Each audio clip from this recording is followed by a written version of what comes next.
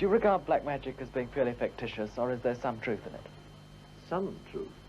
100% truth. There is nothing fictitious about black magic, in any way whatever. It is a fact. It is a fact which has existed for several thousand years. I mean, when we talk about black magic, we are talking about Satanism, necromancy, alchemy, witchcraft, the worship of Satan.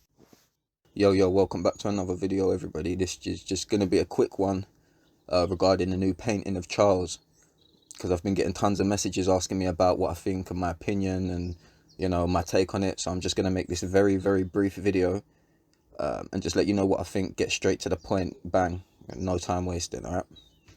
So we all know, or I hope we all know by now, that the British royal family, along with all other royal families, but for the sake of this video, we're talking about the British royal family. They are not human beings. Now, this is a topic that many researchers have delved into over the years, and it's a topic that we've discussed many times on this channel.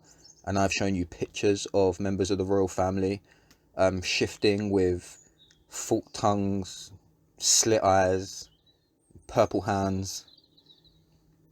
And I'm also pretty sure that I'm the first person to ever find this four-way match, which is the British royal family and reptilians in human form, which honestly just speaks volumes when you know the correspondences of gematria and you know how deep these numbers really go. This is incredibly telling. So, British royal family, all reptilians, okay? So now we have this painting that's come out. Everybody's losing their shit.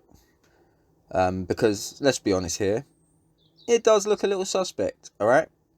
Even before we start decoding it and flipping it and mirroring it, it's just an unsettling image, let's be honest. It really is. It doesn't give me good vibes when I look at it.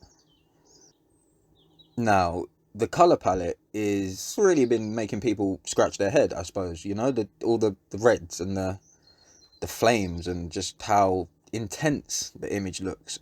The general consensus of the public so far on that colour choice has been that the portrait has chosen to use that colour because of the red military uniform, and it reflects his role as, when I say his, I mean Charles. It reflects Charles's role as a regimental colonel in the Welsh Guards.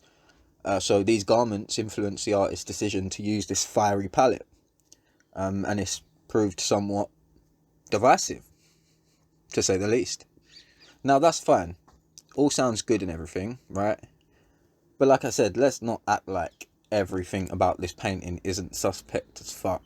And then you go and you take a look at the artist, Jonathan Yeo, or however you say his name, I'm not even sure. If you go and look at his other work, yeah, it makes me feel uneasy. I'm sure it'll make you feel uneasy as well. I'm just going to flick a few of them on the screen now. His paintings are just downright fucking weird, if I'm being honest. Gives me a real Pizzagate feeling to them. Yeah, I can almost guarantee that the Podestas have probably got one of these guys' paintings in their house, yeah? That's the type of energy I get off these images. So I'm not really surprised that he was picked to, you know, produce this painting of Charles.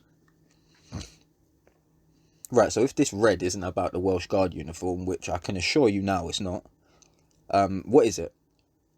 So again, the common consensus, most people I've seen talking about this and most people that I've spoken to believe that it's Charles standing in the middle of hell, presenting himself as the king of this infernal space. Standing amongst all the flames, you know, as the king of hell, pretty much. You know, and that does make sense. I'm sure there is an element of that there. However, I don't necessarily think that that is supposed to be flames.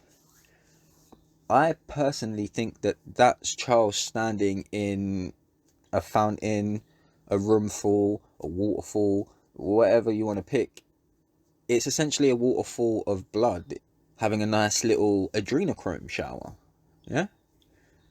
Now, what makes me say this? Well, obviously the Monarch Butterfly. And I know people are going to say that the reason there's a Monarch Butterfly is because he's literally a monarch and it represents royalty and the royal bloodline and yada, yada, yada, yada. I'm not trying to hear all that shit. I'm going to be totally honest with you. I've been studying this for way too long. I know that the Monarch Butterfly doesn't mean that. Okay, and one of the main reasons that I know that is because the Monarch Butterfly pops up literally everywhere, all over the place, in all types of media and entertainment. This symbolism is not reserved for the royal families of our world, because it doesn't actually represent a monarch's bloodline, okay? It represents monarch programming. SRA, MK Ultra, all that stuff. This is what this is all tied up with, okay? Which again ties directly into this fountain of blood that I think Charles is standing in. Now, SRA is used for a myriad of reasons. From my research, the main two are being to fracture children and to produce adrenochrome. And you know what put the nail in the coffin for this for me? Let me show you this article I found. It states, and I quote, King Charles hid a poignant symbol in the new portrait for school children. Guess which symbol he put in there for the school children, guys? Of course it's the fucking Monarch Butterfly. Now, look at this extract. I'm going to read it. This is from the news story. I'll put the link in the comments, in the descriptions, okay? King Charles requested a subtle, poignant detail to be added to his new portrait when he asked to think of a message for future generations. The new portrait by British artist Jonathan Yeo features the king in the uniform of the Welsh Guards against a red backdrop with a single butterfly appearing to land on his shoulder. This detail was the king's idea, which he thought of when asked to think of a clue to sum up his reign for school children in the future. A clue to sum up his reign. And he chose a monarch butterfly. Are you taking the piss? Yeah, we don't need a clue, mate. We know what goes on under that palace. You don't need to leave us a clue. We know what you do to these babies and these children. I mean, this is what I call an absolute piss take. And it is directed at people like me and you who are symbol literate and know this stuff. This is a direct fuck you to people like us. The detail was the king's idea, which he thought of when asked to think of a clue to sum up his reign for school children in the future. And he chooses a monarch butterfly. One of the leading motif images of SRA and programming and MK and mind control in the 21st century, along with the rainbow. One more thing to add. Remember in my previous videos, I've shown you all lots of different hidden images that have been snuck into works of art and just secret images in modern culture. I recently showed you that if you flip up the dollar bill and reflect it, there's literally a reptilian in the middle of the dollar bill. It's in my Reptilians Created the USA video. If you haven't seen that, go and watch that. There is a literal reptilian on the dollar bill, designed into the dollar bill. I've also shown you the images before by Da Vinci, where we see the alien faces in both Mona Lisa and his image of, ironically, the Baphomet, John the Baptist, which has an alien face in the middle. And you know why I'm calling John the Baptist a Baphomet if you've seen my Rites of Bath video. Now, lo and behold, if you reflect this painting and do some turning, we can see the real entity that is being presented in this image, which is, of course, Baphomet. I mean, what are the chances, honestly? Now, there's a few things I need to say about this. Firstly, if you follow Penny Bradley and her work, you'll know that Baphomet is a reptilian. Not only is he a reptilian, but up until quite recently, he was the one in charge of all the adrenochrome rituals. You know, think of Baphomet like a galactic drug lord, and his product is adrenochrome. I'm going to leave a link in the description, which is an interview with Penny, where she discusses this business with Baphomet and, you know, his role and what he's been doing on Earth and what actually the repercussions were for that. So please go and listen to that video because it's very interesting.